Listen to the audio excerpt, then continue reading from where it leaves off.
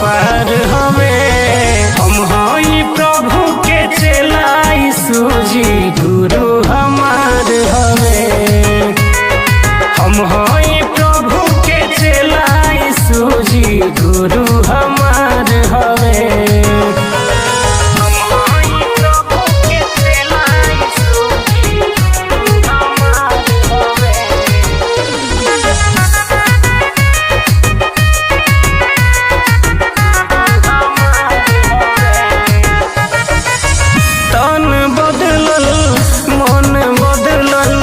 बदलल ना धर्म हो ओही सिखैले ओही बतैले करेला बढ़िया करम हो।